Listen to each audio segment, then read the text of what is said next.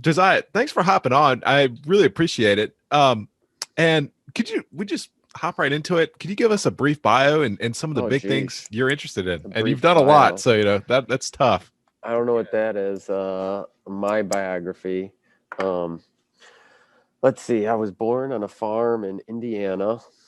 Nice. Um, yeah, it was like a pretty. It was an animal farm.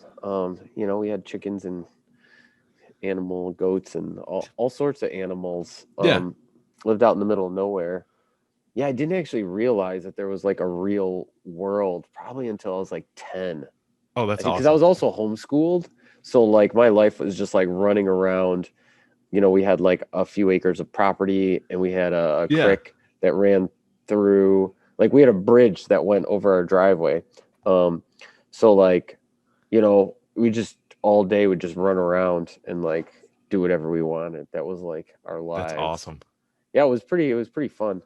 Pretty crazy. And then,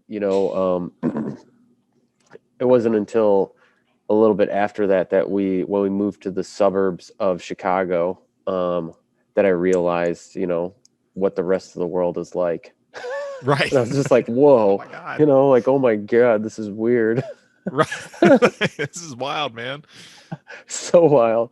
Uh, yeah, I remember going to school for the first time in Southside Chicago. It was just so weird. It was super weird. That's amazing. It was just like such a culture shock, um, for me. But yeah, so then I grew up on the south side of Chicago. I have my extended family still lives there, so we're Nice. we're, we're south side of Chicago, Italians and Irishes, which is like a distinct thing. Nice. It's like a distinct class of people in the world Like this is the that, thing. Yeah. like, if you're from Chicago, there's like the south side Irish and Italians. It's That's like a awesome. thing. I love that. The certain bars they frequent, the churches they went to, the Yeah. neighborhoods. It's just like, Just we have like a butcher and a baker that like my nice. family still goes to. Don the Right. butcher, and I'm not even joking. Like, it's funny. That's cool. That's really cool. Um, so yeah, always been a big like. I'm going like way too deep in my. That's all You good. said bio, so Like here it is, I'm right? just winging it. Yeah. Um, but yeah, I've always been really into family and stuff like that. Yeah.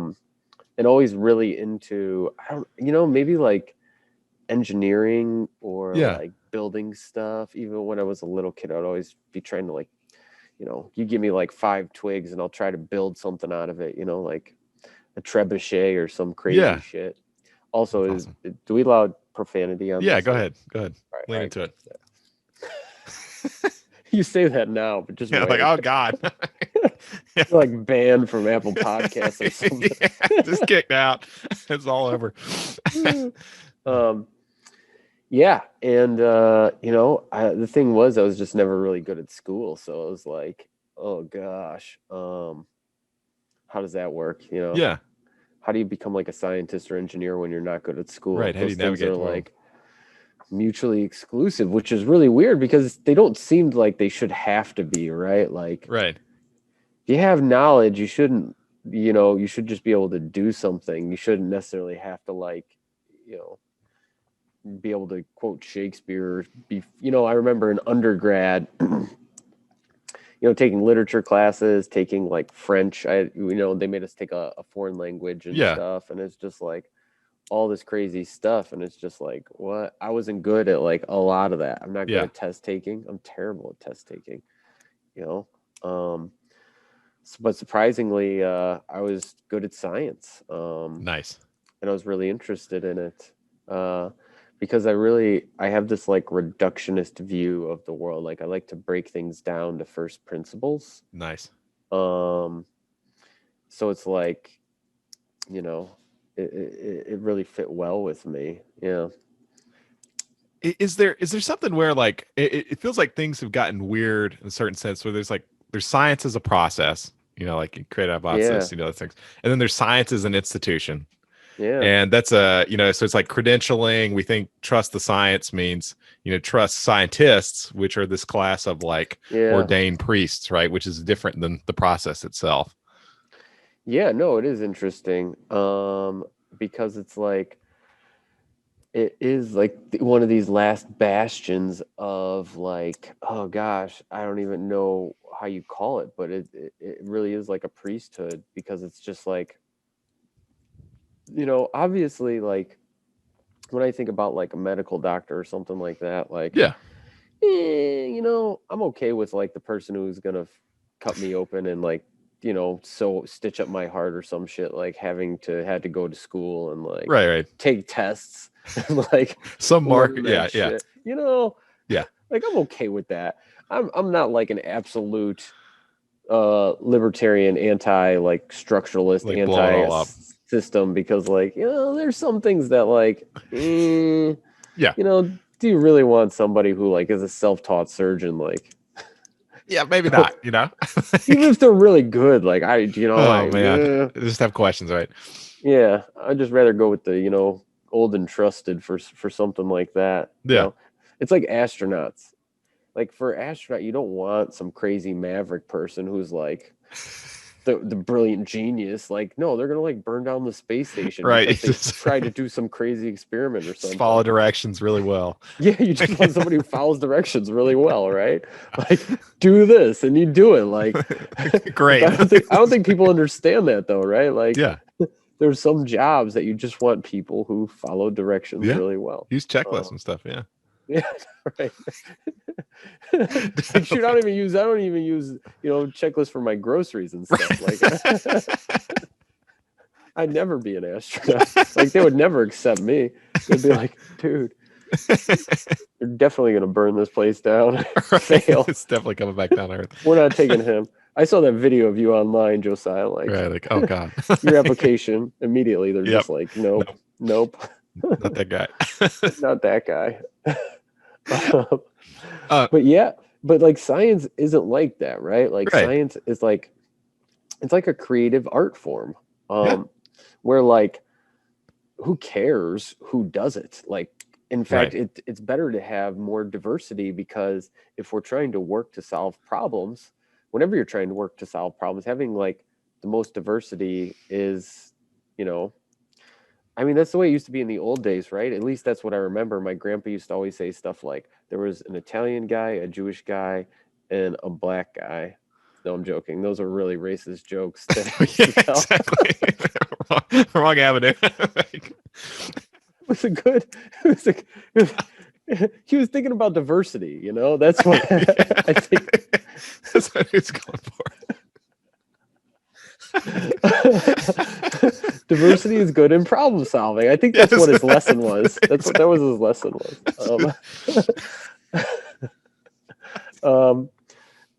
And I think that's what science needs, is like, we don't need gatekeeping, because like this knowledge isn't necessarily dangerous to anybody. Right. At least like most of the stuff you do. Yeah. Sure, if you try to make like a nuclear bomb or something, like, right. Yeah, that's dangerous. Sure, Yeah. I'll law that. Like, I don't care. Like, Yeah. it's not going to stop the scientific investigative process, but like, especially when it comes to like more fringe and crazy ideas where a lot of innovation comes from, a lot of those things are hampered because like the system, because a lot of the people who are in the system all come from similar backgrounds, just because of all the gatekeeping and stuff like that. Yeah. It's like, you look at like priesthoods and stuff, like, when you picture a priest or something like that, like, Yeah. I don't picture somebody other than like some white European dude. Right. Yeah, right? absolutely. And it's like, that's the same thing I picture when I think of a scientist, right? Right. And that's sad, because all these, white upper class dudes who are doing this stuff, they come from the same background, so they think very similarly, and a lot of it's very it's like very pragmatic, very dogmatic, Right. and they're not really trying to do stuff. They're not really trying to ruffle feathers or shake things up or Right. anything like that. And but the thing is like if you want to create a time machine, like somebody's going to have to research it, right? Right. If you want to create like human monkey hybrid, like somebody's Yeah, going to have to research it. definitely. Even though it sounds like the most crazy, ridiculous, dumb thing, Right. like you're going to have somebody work on it at some point in time. Yeah. And you can either push those people to the fringes and be like, you're dumb, whatever, Right. like they did with scientists for all of history, like they always do with scientists who work on fringe stuff. But then eventually those people are going to become mainstream because people are like, oh, yeah, gosh darn it, like we can fly, Right. oh, gosh, it was great for like people to be able to learn to read, or like did have other Yeah. computers did have other uses than just like bomb trajectories, right? Like, Right. So a weird thought in the beginning, looking back, it's retrospectively obvious, but looking yeah, forward. and it's like that's the thing is like scientists, they really pride themselves on being very, how do I want to say, like experimental and empirical about things, but like the empiricism says that like we want more crazy people doing science because they're the ones who usually have Right. some innovative breakthroughs. Definitely. Yeah. I think that's super important. Have you ever read the book Inadequate Equilibria No, by any chance? who, Uh, who Eliezer Yudkowsky wrote it, and I'll give you a brief anecdote and see yeah, if yeah, this jives. So, in the book, it's all about how incentives drive people's actions, and there's all these weird incentives in the world, and yeah, we think things are like behave like markets at times, but oftentimes there's reasons they don't. So, yeah, for Yudkowsky, sure. his wife had really terrible seasonal affective disorder. Yeah, So in really terrible, and she would have to fly to Chile to get in the sun during the winter months because if not, she'd feel really terrible. So he sits there, yeah, he reads through all the literature, and he's like, well, traditional light boxes, I've actually got one right here, they're not yeah, bright enough. Like that's what he concludes. He's like, what if I yeah, just made it 10 times brighter? So he made a light box. He strung up all these like super powerful LEDs in his apartment, and it's like 10 times as bright as any light box you can buy, and it works great. Like suddenly during the winter months she's never depressed anymore. And so he looks in through there's all these researchers, these psychiatrists and psychologists who look into sad, and none of them had come up with the idea, what if we just made the lights 10 times as bright as they are? yeah. Which is like really weird, right? I mean, all these people are incentivized, you would think, to come up with some kind of cure for sad, but no one ever thought just turn the light up brighter.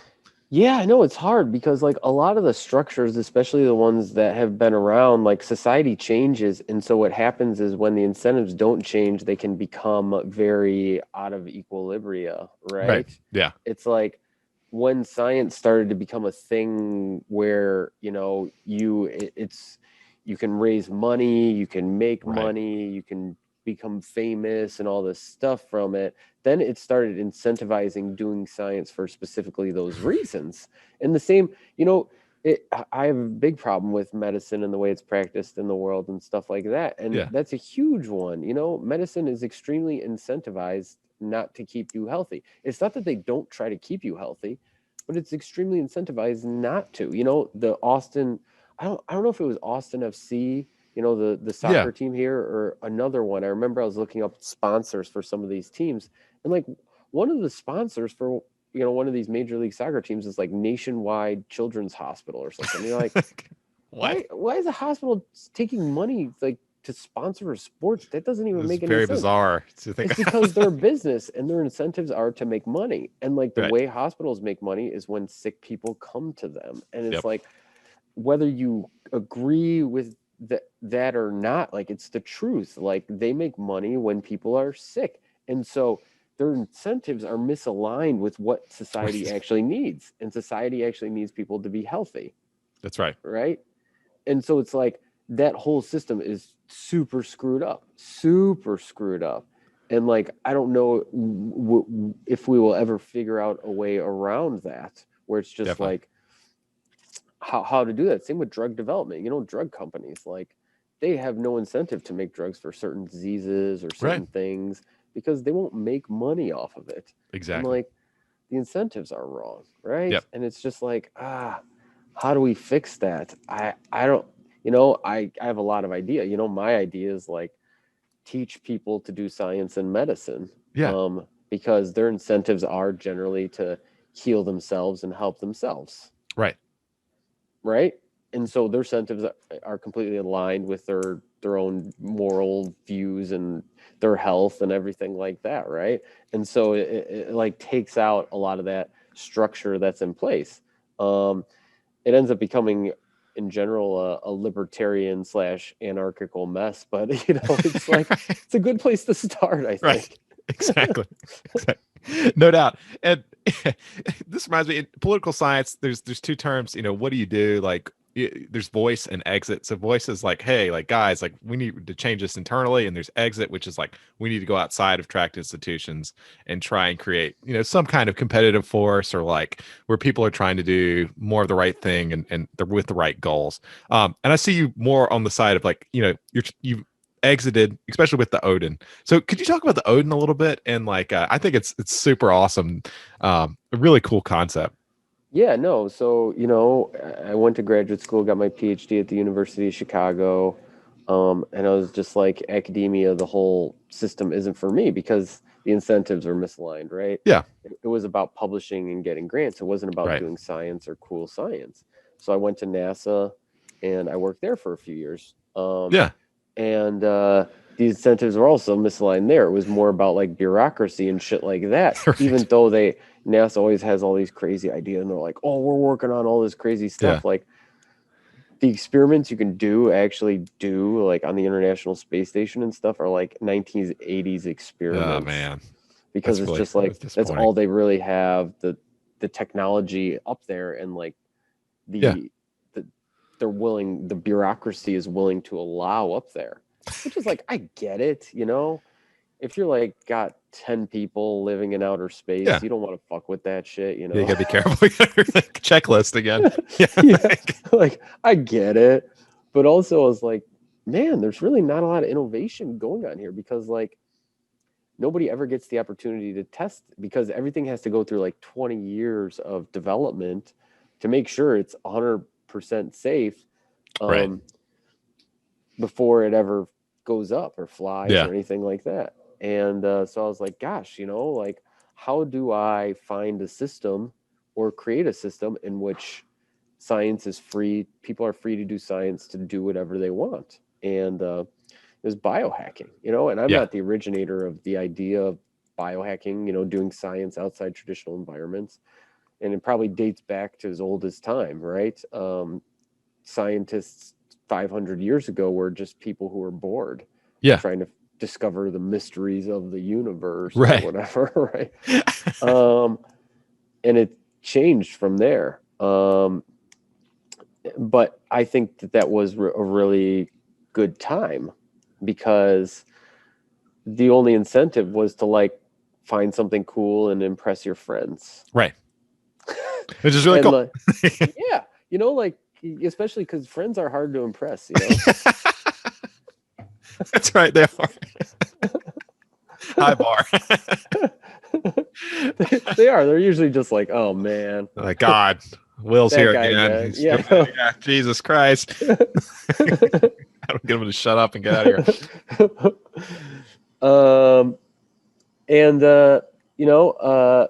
I think going back to that way of doing science, well, it is like really cool, because all the things I want to see, all the science experiments I want to do are like the crazy stuff, Right. Like that's what everybody wants to do. Like nobody wants to figure out, the title of my first paper was, let me see if I could get this correctly. It was like the N-terminal helix of AS-LOVE2 modulates light activated conformational change or something like that. Right. It was like some obscure ass shit, like so obscure. Like I loved it. I loved working on it, but it was nothing more than like mental masturbation, right? Right. But like what I'd really want to work on is like, can you transplant brains between animals or something? Like what scientist wouldn't want to work on that? If they don't want to work on that, they're like lying to you, Exactly. Or like, how do I make humans grow wings? Like, Yeah. what scientist doesn't want to work on that? Like, are you Yeah. crazy? Or like, how do I make an anti-gravity machine or travel in time or make a lightsaber or an invisibility cloak or like all these things? Like, Right.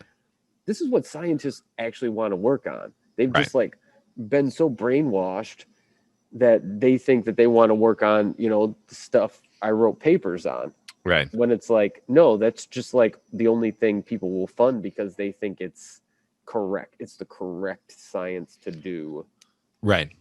Absolutely. Yeah. And it's And, this super narrow hole to get through. And it's just like not very interesting at the end of the day. and yeah, and so like you figure like, well, how do you do this? And it's like, well, you need to create a lab or scientific system outside of the scientific system. And generally that requires like some sort of infrastructure, right? Like, Yeah. how do you get the supplies? How do you get the materials? How do you learn if you've never done it before, right? Without going to graduate school. Right.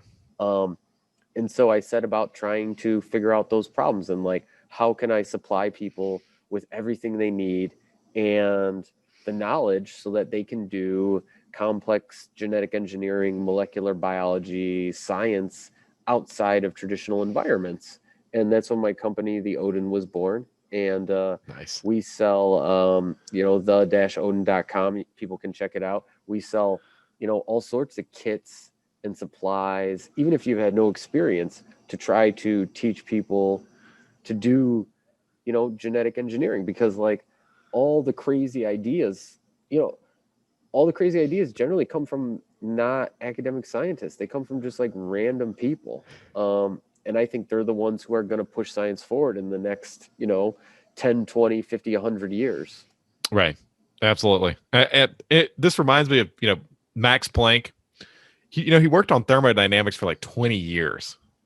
You know, and I just think about that kind of long, you know, it was his kind of wacky idea he was thinking about, and he was kind of doing some other stuff on the side. But I think about that a lot, you know, like he lived in a time where there's enough freedom for him to pursue that goal and like and work to his logical conclusion, and it paid off in a really big way. Oh yeah. But it seems like it's difficult to do that now. It's much more difficult. Yeah, it's just difficult to hear the word thermodynamics, man, because like I did a lot of my PhD thesis on that and gives me like terrible flashbacks. It's just like Boltzmann Scar. equations and stuff. It's just like, oh gosh, Like, no. I don't want to think about that stuff. Right.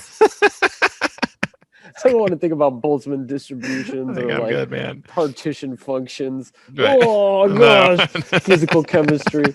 I'm freaking out right now. About to have an anxiety attack. Can't believe you mentioned thermo. I don't think anybody's ever mentioned thermodynamics in a, you know, a discussion interview with me. That's funny. I love it. That's super cool. Well, and I just want to say the Odin, it's a really cool site. I want everybody to go check it out.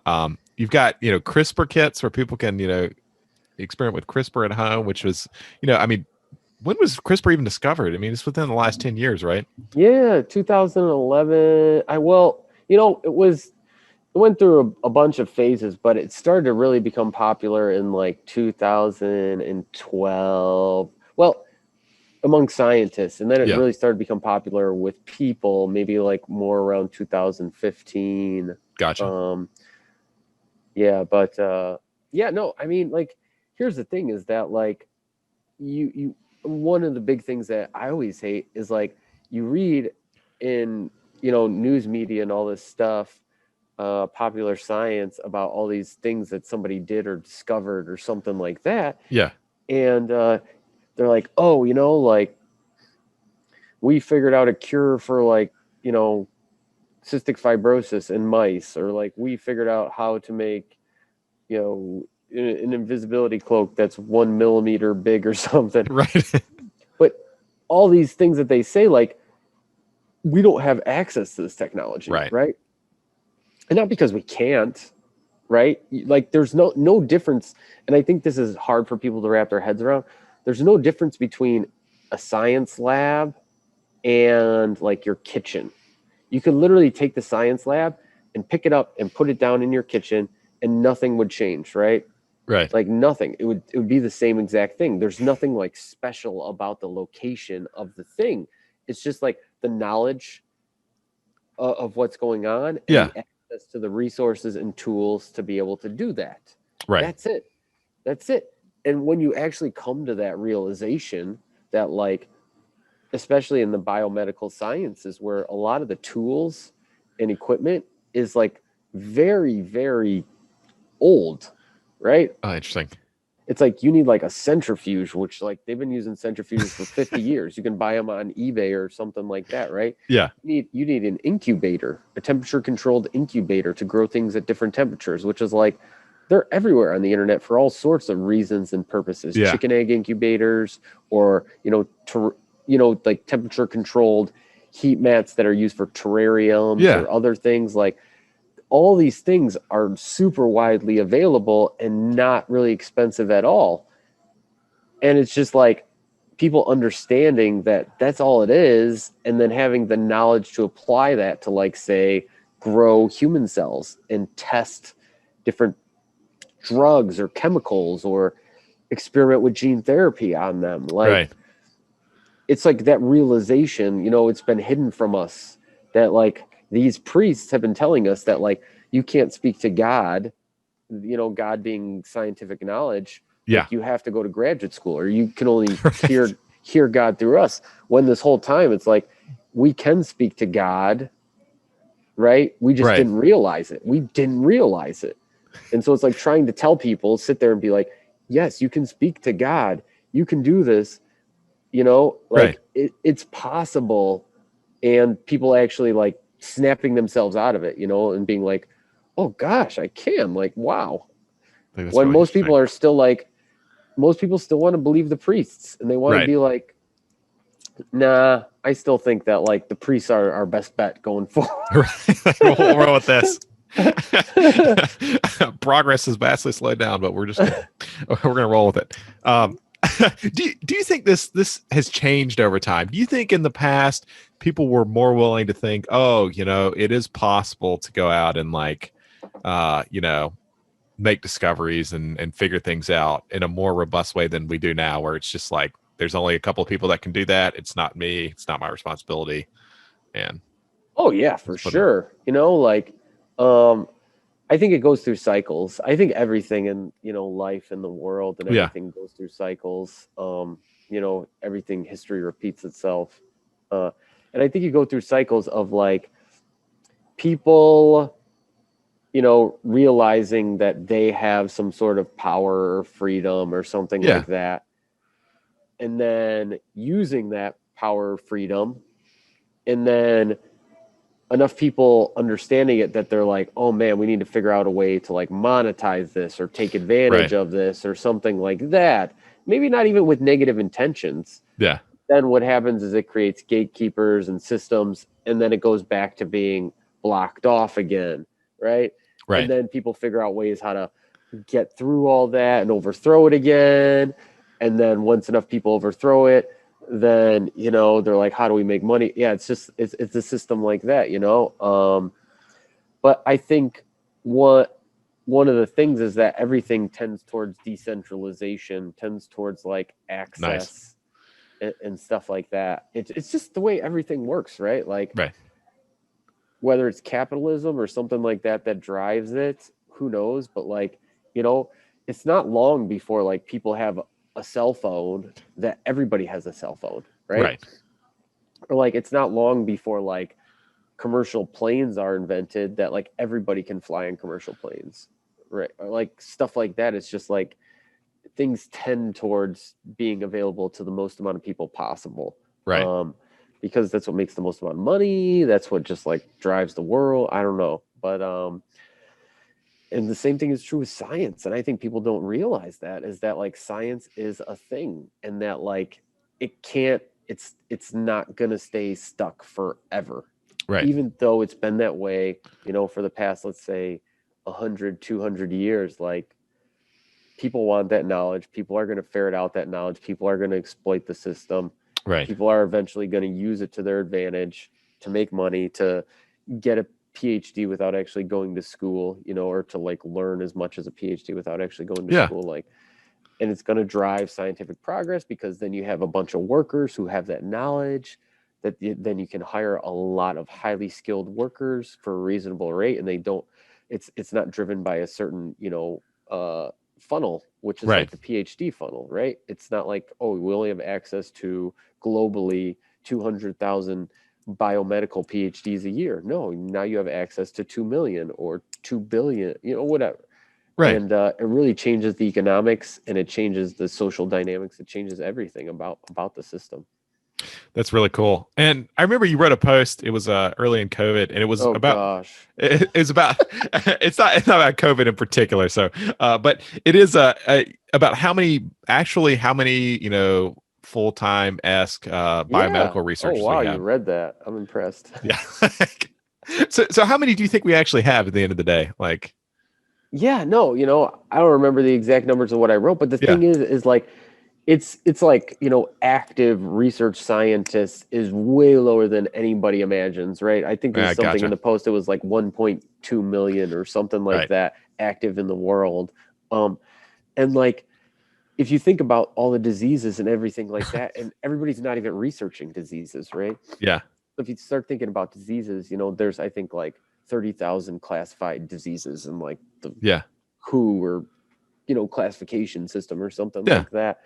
And so you're talking that like for each disease, there's what, 30,000. So you're talking maybe like 40 people or something like that can work on that disease. And that's if you're like splitting it evenly, right? Right.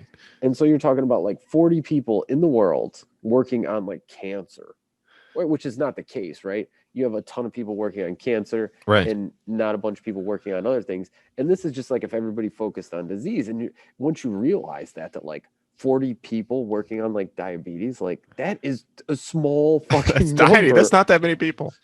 Right. And so you're Yeah. just like, holy cow. Like, Right. we need to change, like, just for the sake of all humanity, we need to change that. Yeah. And especially when you think about like, maybe in that post or another one, I talked about like FDA drug approvals, and or maybe it's in my head, but like the FDA approves in the US like something like 70 new drugs a year, And a lot of reformulations in there too. yeah, and then there's like 60% of them are like reformulations or something. So you're talking like, maybe you have like 20 to 30 kind of new drugs a year, and you're talking about like, so at this rate, it's going to take us like 10,000 years to like have a drug for every disease. Just never going to get there. Like that rate. Like if you think about it like that, you're like, this makes no sense at all whatsoever. Bananas. And in any sort of like social sense. Right. Like who is there not somebody who's like, all right, at this rate, it's going to take forever. We need to figure out some way socially, morally, monetarily to change that, because that's just absolutely unreasonable. Like, that's right. A time scale that's that long. Like, holy cow. Even if you said 100 years, I'd probably be like, it's a long 100 time. years? Yeah. Like, especially some of these diseases that just are so terrible for people. You know, it's like, no, we should have a systematic way to just throw as much as we can. Like, look at COVID, Yeah. It's fucking crazy where it's just like, oh gosh, like, let's create a vaccine, test it in, 6 months and like give it to everybody. And then you're just like, why can't we just systematically go through diseases like that? Right. It's something weird, right? Where when it's front of mind, when it's the thing, I've always had this thesis that as long as humans, we can put our attention on a problem and we're aware it's a problem and we're really worried about it, we can generally solve it. But, like there's all these disease categories that are just completely ignored to some extent, not completely ignored, but ignored to the point where it's difficult to make progress. And like even the COVID vaccine stuff gives me no faith in humanity, and they still did it, right? Like no countries work together. Like No, scientists, no companies work together. So you have like companies competing against each other, countries competing against each other, and like still somehow they managed to do this, which gives me no faith for when the aliens come. Oh yeah, it's over. It's definitely because the aliens are going to be like, we come to attack you, and everybody's going to be trying to fight their own battle against the aliens, and we're all just going to lose. And it's like, we need to come together as a world to defeat the aliens when they come. Yep. And Independence Day is not how that will turn out. No. They're gonna whoop our asses. We're quite bad at this stuff. Um, collective and action. still, so it's like one of the most inefficient things that we've ever done as a global society, creating these vaccines. Yeah. Like, it still worked out pretty well. Yeah. So it's All like, things considered. and nobody's ever created like coronavirus vaccine before. I mean, like in the family of viruses, not like Yeah. SARS-CoV-2, but like a coronavirus family vaccine. So it's like, that's really interesting. So it's really like, impressive. Like, why aren't we just doing this? Like, what is the Right. And I don't think it's anything. I think it's just like we have this mental block as a society, as like, oh, like we got to trust the FDA. Oh, we got to trust the government. Oh, we got to trust these people. Right. When it's like, no, they're the ones who are actually killing us. Like, Yeah. they're the ones who are making sure that, it's going to take 1,000 or 10,000 years before we can treat these diseases. Well, and I do wonder, how much of the problem do you think is like FDA just, regulates things to the point where it's just impossible? Like, I think recent count, it's like $1 billion to get a drug through the FDA. Oh gosh, yeah, it's ridiculous. And like, fecal transplants are approved for like one indication, I think, in the US or something. Yeah. More broadly in Europe. I don't know. Like, it's really weird.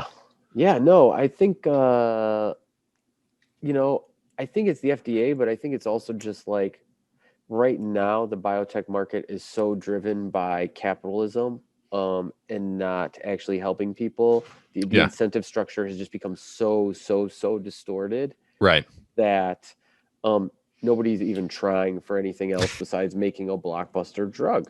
Right. And that's just like, it's the FDA, but there's like certain tricks I think you can do that you can like get around it that just nobody's really doing. So for instance, like you can get generally you can get like right to try approval, like emergency use, kind of like life. for drugs, if they're in like phase 1 clinical trials or something like that, or Gotcha. if you filed an IND. And so one of the ideas, and I've been talking to some people about it, is that like, why not just take drug? Because like getting to phase 1 is basically like you've done animal toxicity testing. Okay. That's the bar. So you're just like, basically, this probably isn't going to kill anybody. I don't think so. Probably, not even 100%, just probably. And you're just like, holy shit, like I could just, and I don't know how much money, I can't remember how much money it takes to file, but you can even get that waived. So like the filing fee for like an IND or something like that, it's an investigational new drug application with the FDA IND. Like you can get that waived sometimes. So like theoretically what you could do is just have a company that does toxicity testing on drugs, gets them into INDs or phase 1s, and provides them to people who are like, don't have anything else to try. Oh, wow. Terminal illnesses or something like that. And you could essentially do what they did with COVID, which is like a clinical trial on like people who are, a clinical trial, like the clinical trial, like we were the clinical trial with, the COVID vaccine. Yeah. Right? Like they're just like, here, let's just give it to people. Let's give it to 30,000, 40,000 people, and just like see what happens. Right? Definitely. And it's just like, well, I don't think that's necessarily the best way to go about it, but like it is a way to go about it. Yeah. It is a way to go about it, and it seemed to work. There are issues with it. Obviously, they're finding out there's side effects with, the J&J vaccine always gets knocked. Right. Hey, they're suffering, man. If you got the J&J vaccine, I feel bad for you. You lost the lottery there.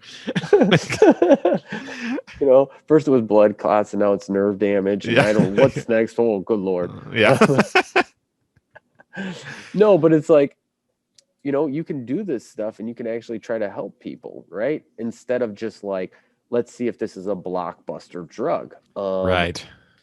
Maybe become a public benefit corp. I don't know, but like the biotech, the pharmaceutical industry is so driven by profits that it's just like, it's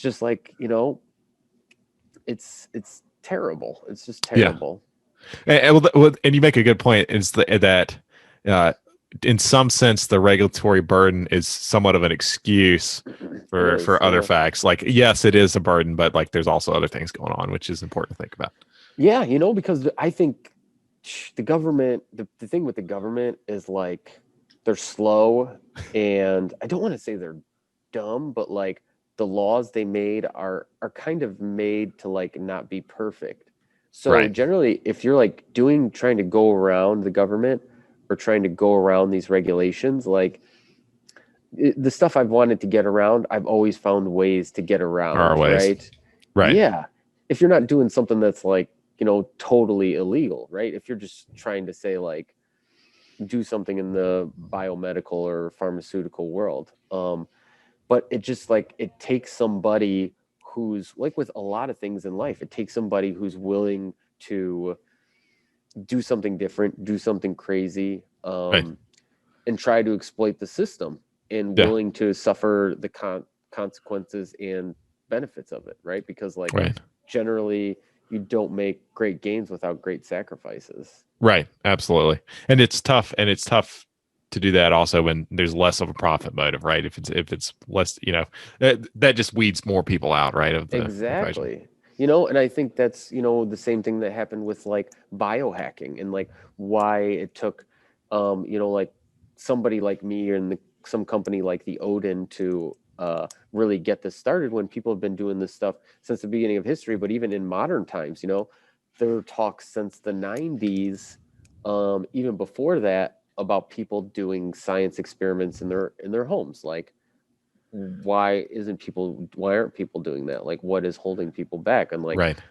and so the Odin started in 2016, and so you're talking, even when I started getting involved in biohacking in the biohacking community, you're talking like 2010 or something around Yeah. there, right? And that's when it was like moderately popular, at least you could Yeah. like find it on the internet. Right. And so like what has it taken? It's taken me, somebody with a PhD who came from a different background, right? Like Right.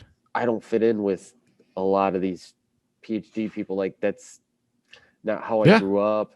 I grew up in like on a farm. We lived in poverty. Like it was fun, but like we really lived in Right. poverty. Like we didn't have much. And like my viewpoint is completely different about like all these biotech things. It's not like how I can make more money or how I can make the next blockbuster drug or win a Nobel Prize. To me, it's like, how can I help my family, my friend, my unit that I was created into, my Right. perspective that's like drilled and different. And that's what it takes, some Yeah. sort of diversity. And I think Absolutely. so biohacking in general, bringing diversity into that, it's going to create these people who are going to go head to head with the FDA and biopharma and be like, yeah, I totally, found all the loopholes in your system. Right. And here we go,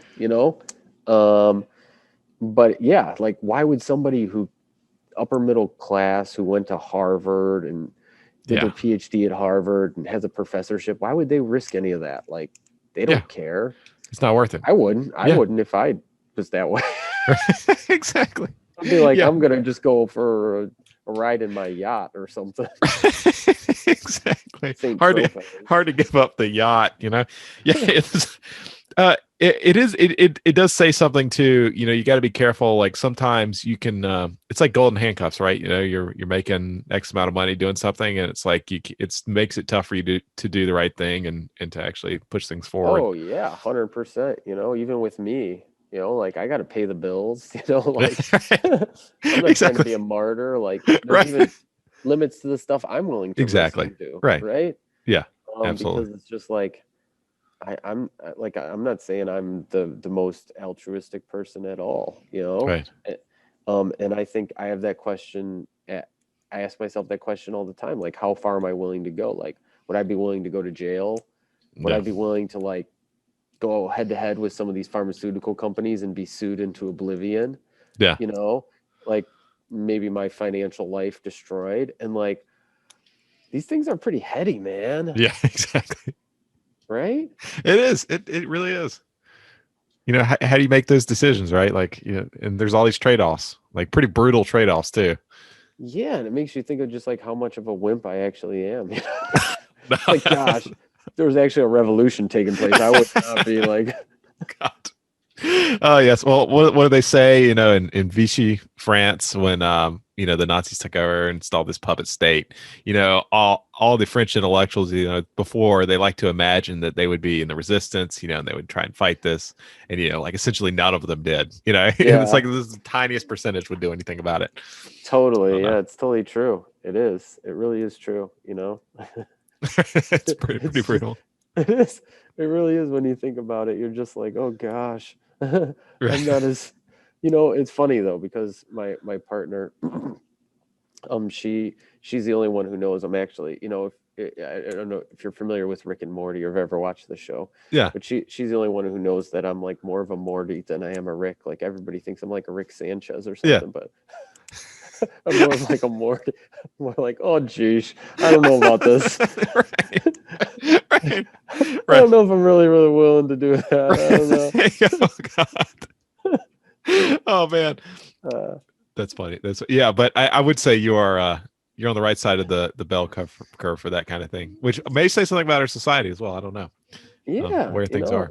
yeah, definitely. I think a lot of things we're really comfortable right now in the history of the world and the Right. United States, and like that means people are probably taking less risks than they normally would, Yeah. right? Because it's like you have a lot more to. It's like when you're in poverty, and I think it's a mindset that never leaves you, which is hard for people who've never experienced it to understand. Is like when you have nothing to lose, it's an interesting place to be, because like you have no shame, you have no like, Uh, like you're willing to do anything, right. you know when you have nothing to lose, you're willing to give up anything, sacrifice anything, because like there's nothing there. There's like no, and being in that place. And then, even now growing, obviously I'm way more risk averse than I was, but like, like it's, you still remember that, like, it's like, gosh, even if I lost everything right now, like I would still be way better off than I was, Right. on a farm in the middle of nowhere. We're eating eggs from our chickens and drinking dehydrated milk, because we can't afford to keep other milk cold for long enough or buy it all the time or something. And, it's like that's a different place. It's Right. just like, I never have to worry about that, like, ever. And so it makes risks different, I think, for me, than it does for many people, Yeah. because like I already feel like I've I've made it. Like I felt like I made it a long time ago, and Right. now everything is just like a bonus, right? It's Right. just like The I'm icing just on the along cake. I'm just along for the ride right Yeah. now, like wherever life takes me. And so it's like I'm not trying to be like a billionaire or like take Yeah. over the world or be famous or, whatever. Like I already made it. And so it's like, you know, I don't really have much more. I can't lose. I can never get Right. back to that terrible place. So Yeah. it's like, It's all it's upside. all upside from here. Obviously I'm more risk averse now, Yeah.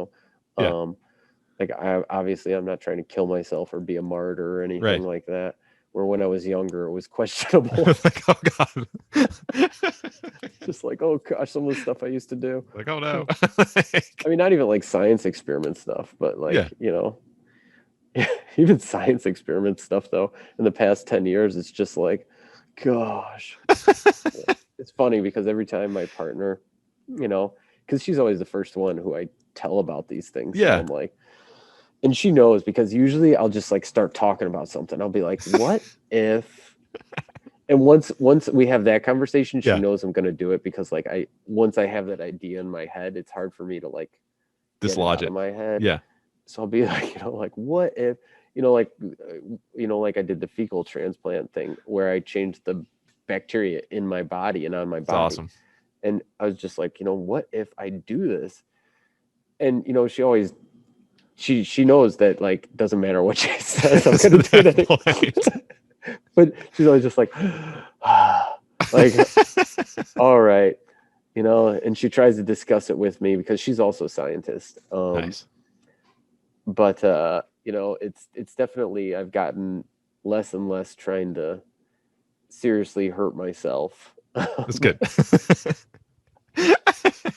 You just, I don't know. But I always say that, but then I always go and do something like, I don't know if there's some news articles written about it and stuff where we made and tested a COVID vaccine. Oh yeah. I always say like I'm not going to do experiments, but then I'm like, but there's this really cool one. But there's this golden opportunity. That's awesome. And we made the COVID vaccine, me and David, another biohacker, and Daria, not to try to sell it or not to try to do it, just to like see if it kind of worked, like that. Right. To me, that's what science is about. It's like, will this work? Somebody published a paper showing that a vaccine worked in monkeys. Like, my logical question is like, goddamn, will that work? It's like, to me, it's like, my mind goes to like time travel. It always goes to like something like that. Yeah. And they're like, if they like sent a monkey, I mean, they did it with space, right? They like sent a monkey into space. Like, your next logical question is like, will it work with humans? Yeah.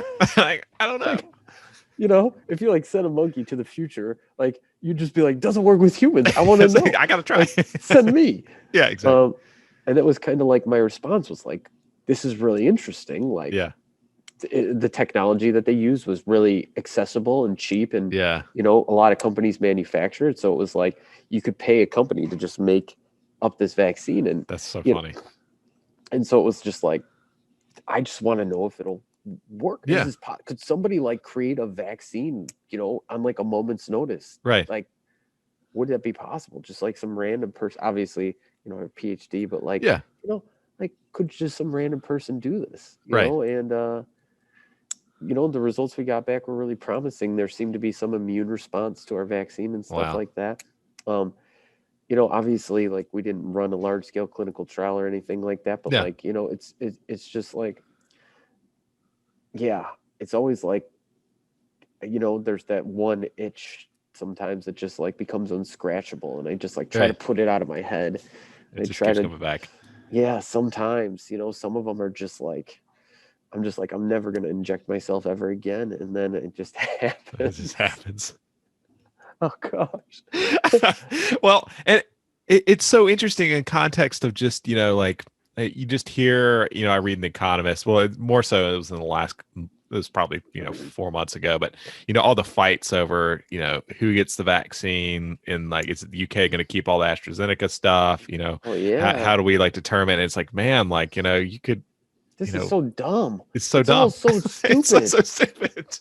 It's like, really, like, and that's what I'm talking about, being so disincentivized. It's like you have these patents, and you have all this stuff, and like, you're just like tons of people dying, and everybody's just like, well, like, who gets some rights for this or something? And like, exactly. Who's gonna pay the licensing fee? And it's like, there's all these people dying. Like, Jesus Christ, guys, come on, get your act together. Jesus. The fact that more people like aren't freaking out about that is like really, really, really weird. That is weird, right? Like, and I get it. Like, we're all about self-preservation, human beings. We're like, well, I would hope that me and my family would be preserved first. Everybody would. Yeah.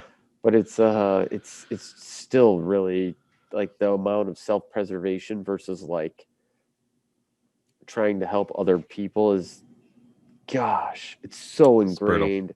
It's just getting worse in the world. And it's just like, God damn, like, there's like so many things we could just try that. I have had people contact me in other countries and be like, hey, can we like try to use your vaccine, or can you teach us or tell us how to do this or manufacture it? And I'm just like, fuck, like, wow. Number one, if you're contacting me, like, that's a fucked up situation. It's not going good. Like, some random crazy guy on the internet. Like, I'm just thinking, like, I wouldn't contact me. He's the guy who ate poop. Yeah, that guy.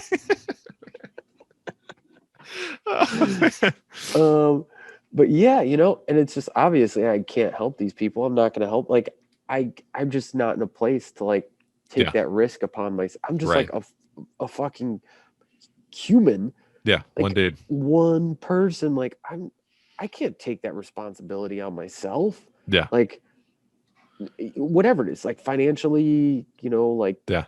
in terms of like breaking the law or Right. like even if there's no laws being broken, like risking people's lives That's and right. Yeah.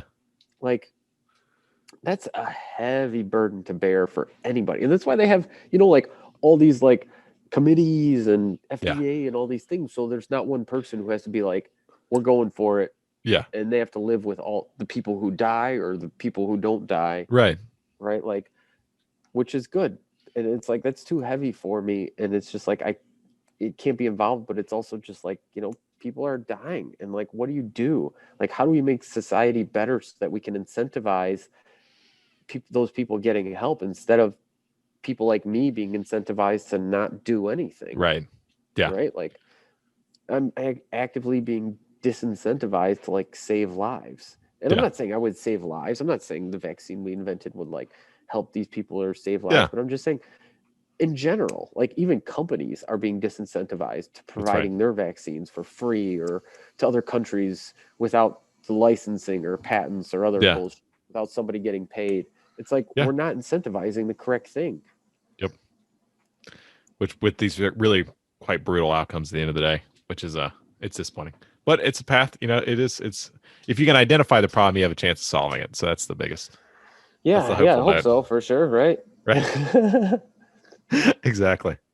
Well, Josiah, thanks so much for coming on. I learned a ton today and I really enjoyed talking to you. Where can people find your work and where should people go for the Odin and everything? Yeah, no, I'm on most social medias except for TikTok. I really haven't figured out TikTok yet. It's just like not my thing. I don't know, I'm getting old. I actually might have a TikTok account, I just never use it. Yeah. But yeah, you can find me, on Instagram, on Twitter, on Facebook, on all that stuff. You can find my website where I have a blog, josiahzayner.com, and Nice. my company where we sell genetic engineering kits, the Odin. It's the-odin.com. Go there. But yeah, I'm on social media. I try to post and engage, and feel free to send me a DM. I'm not saying I'll get back to it, but like I do my best. It's cool. I'm around. I try to make myself available, when I can, even though I have a really busy schedule. Nice. That's really cool. Well, thank you so much, Josiah. We'll put those links in the show notes so people can find it.